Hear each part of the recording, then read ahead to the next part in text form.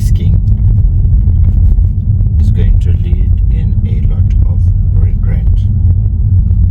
If you risk not proposing to a girl, you will never experience love.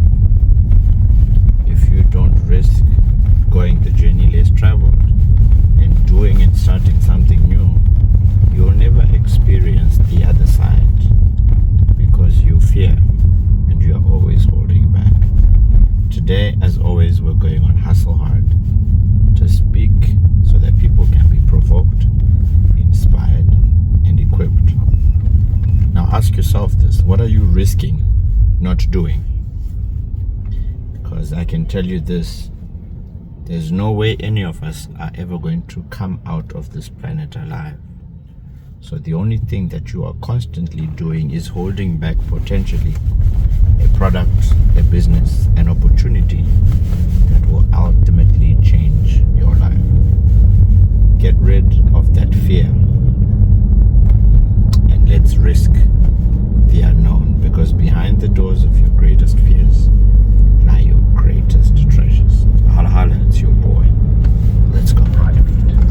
All right, so we get into Hustle Hard right here on Capital 100.4 FM Radio's Heartbeat. And last week we did something interesting, and we said if you have any questions that you'd like to ask that are business related, you can send them through on our WhatsApp platform on 0719 100 404. Hello. Holla holla. It's your boy. It's your boy, George Billionaire, with none other, just Precious in the building. And a big shout out to all the pulsers. Last week was amazing. We were getting some feedback from many people who have benefited from the 4 years now we've been on this amazing program, coming on every Monday. And it's good to see that there's some people who are actually going the journey less traveled, who are actually expanding their current streams of income, which means that they still are going to work, but they have started what we begin with, which is a side hustle. And ultimately we want to become dependent from what we call the JOB, which we acronym here as Just Over Broke, which is just a way to let people know that things are changing in this world that we are living in. Those who are relying on their job alone, at any time that job can go, that stream of income can go, but you must have an alternative stream of income. You must be willing to take a risk and do something. As we've said on the show many a times, is this, that the greatest risk you can take in this life is thinking that you're going to come out alive. Everybody is going to die. So you must be able to take a risk. Just Precious last week was the week people called the week of love. Week of love. If once upon a time you didn't take a risk to approach that girl, you probably would not be in love today. You took a risk.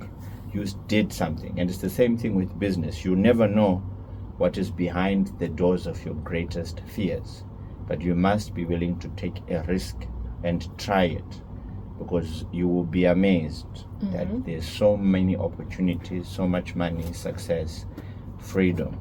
And I think I speak highly on this, because had I not started my journey of entrepreneurship in 2012, I probably would not be on this station today speaking to people and telling them what it is like on the other side.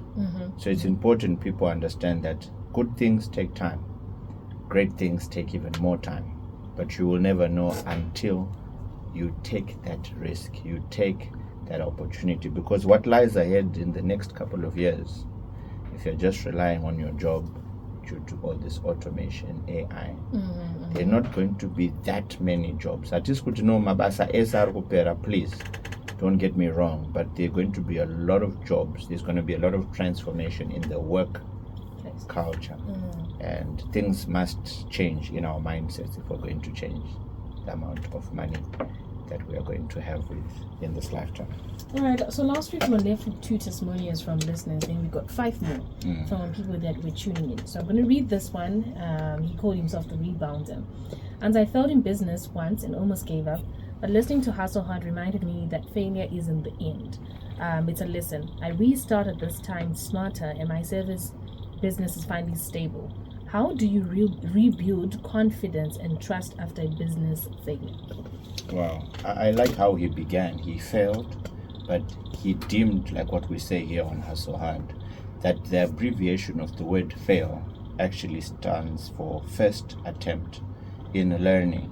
So to all those who have ever been deemed to have failed, we didn't fail, but we learned how not to do something again. We've given the example many times of Thomas Edison and people saying he failed 1,000 times, but he said he found a way how not to. So I would say to him, just like any other successful people in Zimbabwe or around the world, it's about your enthusiasm.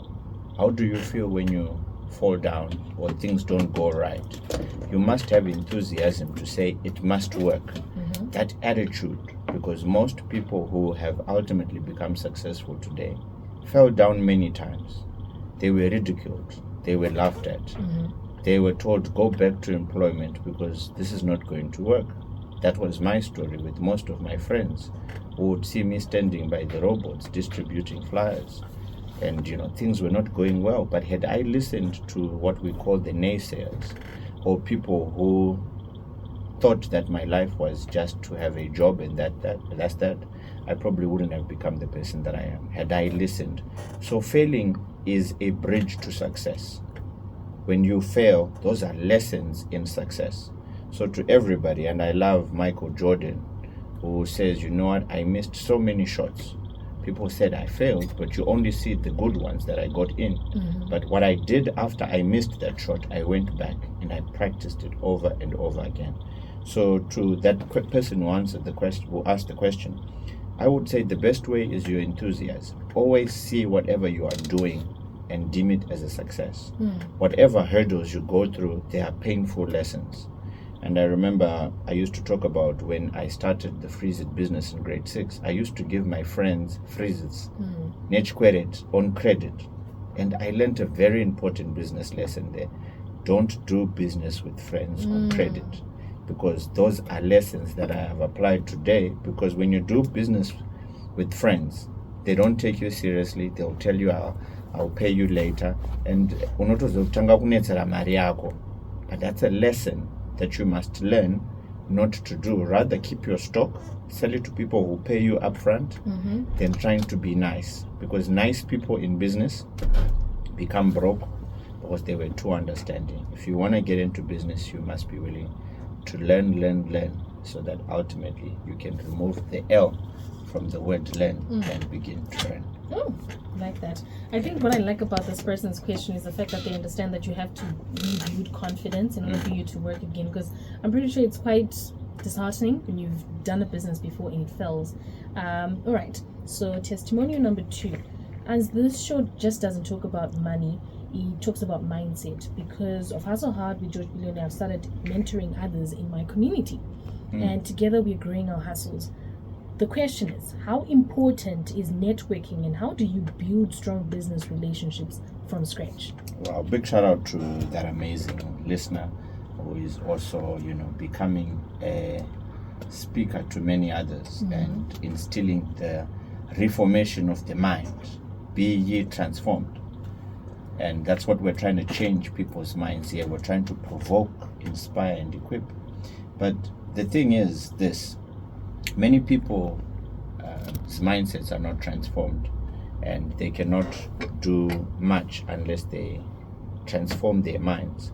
But what you need to do, especially in regarding to networking, and this is one thing that has helped me to be the person that I am. You are only as rich as your network. We've heard this so many times.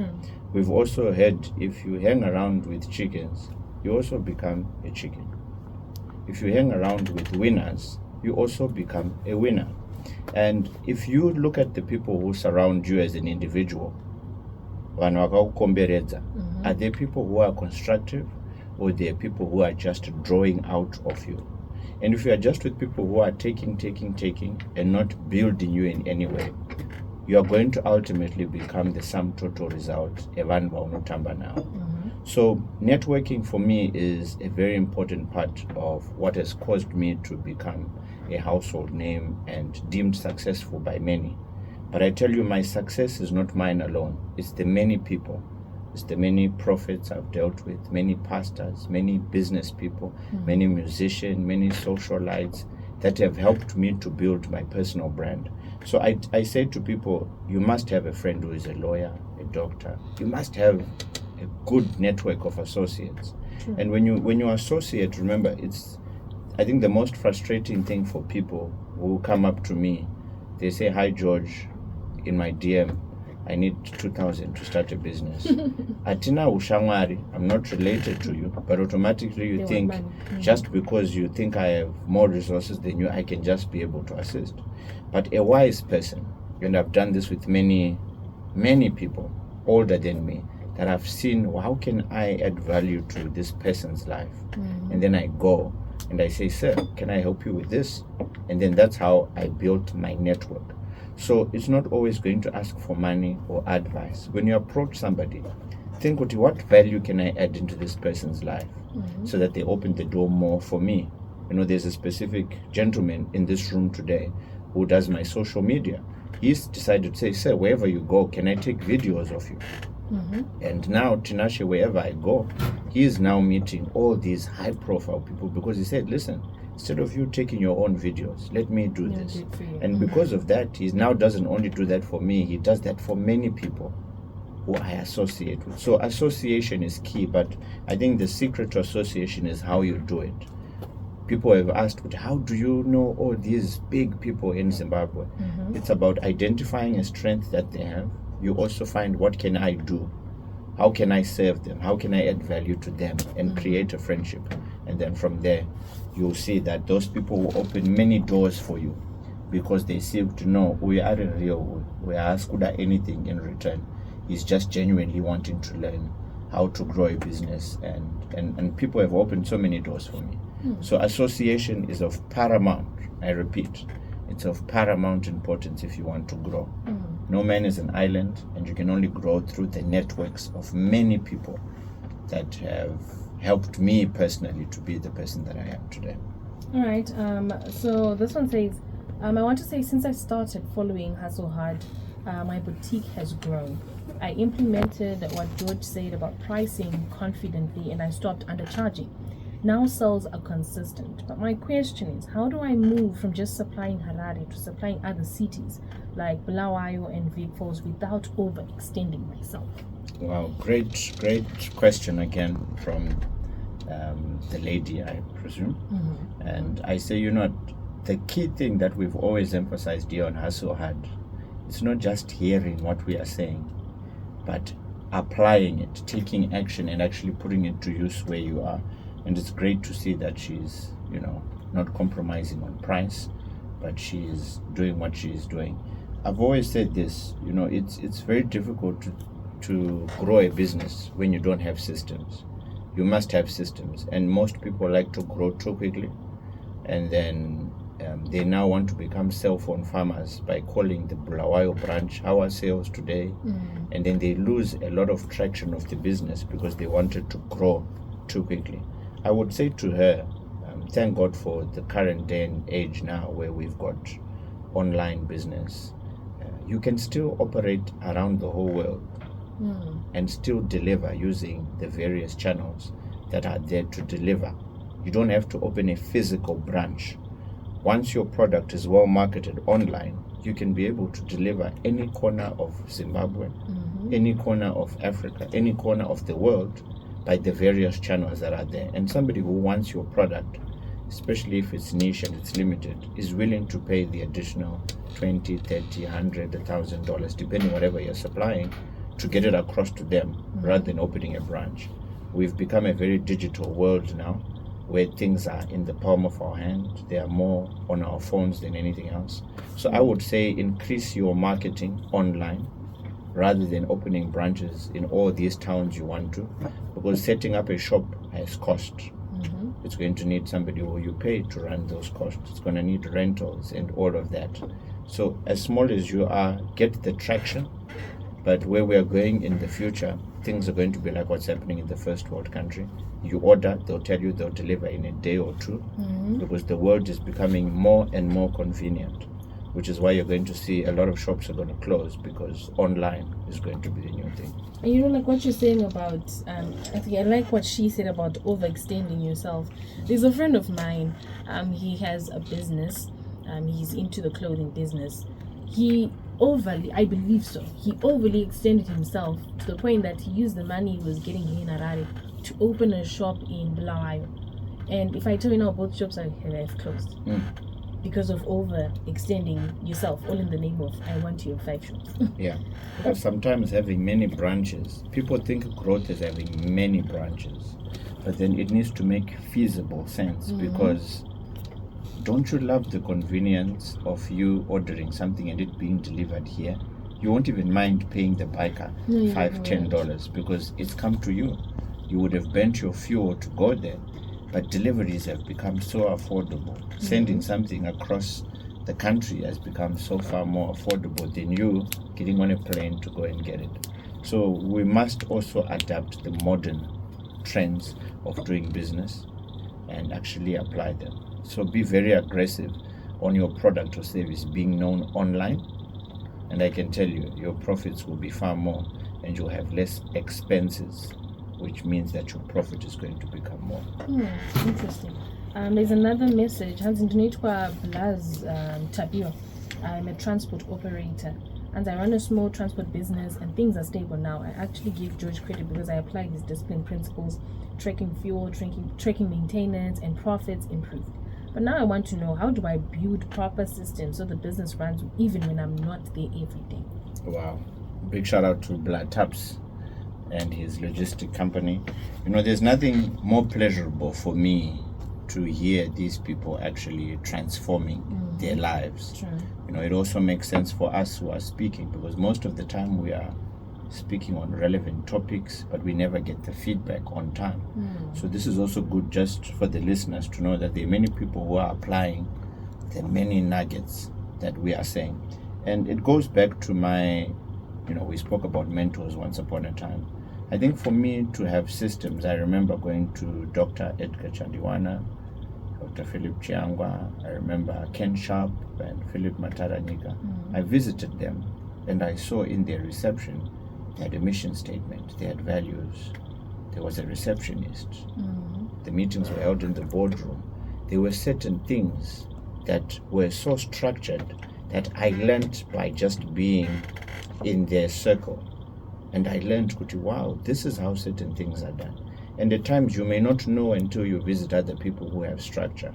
I think many of us have been to organizations where they tell you reverse parking only. At your workplace, we park chero ratada, hakuna structure, nema systems. But you learn this when you go to other places, where you actually see, reverse parking only. This is the boardroom, this is the meeting room. So all those things are learned by people who have structure. And as all startup entrepreneurs, this is one thing why I've said mentorship is of paramount importance. You can't teach yourself everything. I am not George who is self-made. I was made by many people who I've learned from and who have applied those systems in my life and also in Pro Air. So the systems that are there in Pro Air are nuggets from various individuals. And you go and say, how do you have a low staff turnover? How do you keep your staff happy? All those things I've learned from multitudes of people who have had workers work for them, who are well remunerated and taken care of as human beings. And I think that's what causes, lack of structure, because most startup entrepreneurs don't want to take care of their staff well, which is why when they get a better offer elsewhere, they go, because they don't have a sense of belonging. But the moment you treat people well, it's cheaper than you having to train people every 2-3 months about how the system is run. And that's how you need to go back in the office. You need to have systems that that even if you're not in the office, like why he asked, it's important to have people answer, relate to your business because they've been with you. Because on your profit, you've also managed to cater to the needs of those people, to keep them happy and to create that structure that you want. Right, because of our time, I'm going to say the last one. This one is a salon owners from hustle to CEO. Hi Precious, I own a salon and we're doing okay now. I give George credit because I started separating personal money from business money. That changed everything. But my challenge is leadership. How do I build a strong team that doesn't depend on me for every small decision? Wow, great question. And I remember once upon a time when I thought I was a great leader, and I used to instruct people what I want them to do. But then a great leader does not instruct. A great leader shows people how it should be done. So there are two different types of bosses and leaders. There are leaders who say, you must do this, that. And then there are leaders who physically show you what should be done and what they expect of you. The second, which is the leader who shows you how it should be done, most of the time gets back what he's put in. But if you just tell somebody, I want it done like this, people are coming from different backgrounds. People have different upbringings. People have different value systems. So they'll do things according to how they were taught. But if you are a leader, you will actually be able to show people how you want things done. You know, we were laughing the other day when a friend of mine came early in the morning on a Monday, and I got into our board meeting a little late, and which is the one I usually lead, but the meeting was going ahead. Even though I came, it was still being done. People don't wait for me to arrive for things to be done, which just showed that people now understand how things should be done because they've seen it over and over again. And that's how a business should be. So I think it's important for her in her salon to show how to take care of our customers, how to speak to customers, how do you greet customers. That's a leader. A leader leads by example, and that example then is disseminated to the whole staff. So when you see your staff mistreating people, I will not blame that staff member. I will actually look at the leader, because the hands do what the head tells the hands to do. So it's important in our institutions, don't tell them, show them. And if you show them, I can guarantee you that your life, your business, your customers are going to be a lot happier because you have disseminated your values, your ethics into your team, which then ultimately you all speak one language, and ultimately your customers are happy. All right, so there's another one. This just it came in just now. And hi, number one who digs is bound to find something and is better than he who doesn't. Number two, behind the doors of your greatest fear lies your biggest treasures. These are some of Uncle Billy's sayings that have transformed my mindset, inspired me to do something ever since I started listening to him early 2024. I started some agreed projects and another investment that I hope will go on well in 2026. I'm glad that I'm also the one who suggested that he be called Uncle Billy, that is Eunice. Yeah, big shout out. I always appreciate these comments. And like I said, there's nothing happier, there's nothing more rewarding to me than actually people just coming out and saying that they are doing something, because that's the greatest form of gratitude I can get from people. Because all we're doing here, one thing I want to be remembered for, Precious, is that person who gave things tangible, things that transform their lives. Because you can give people money, but it can dwindle away. But if you give somebody wisdom and nuggets, those are things that they will then also disseminate to their families, to their business, and ultimately transform their lives. Right, so we've come to the end of this Capital 100.4 FM. Uncle Billy, what do you have to say to us? Right, as always, today is a Monday, and I always love Mondays, and it's always a new day to change and transform your life. We're in the second month of the year, but what's so important is to do things differently this year. Do not do what you've done over all the years and expect different results. This year, every month, tick off certain things that you wrote in January and be disciplined, be consistent, to be loyal to that thing that you want to achieve. And I can guarantee you success is definitely guaranteed if you apply yourself and you're disciplined to do what you say you're going to do. All right. It is Capital 100.4 FM Heartbeat. It is 1 o'clock, and do stand by for the news.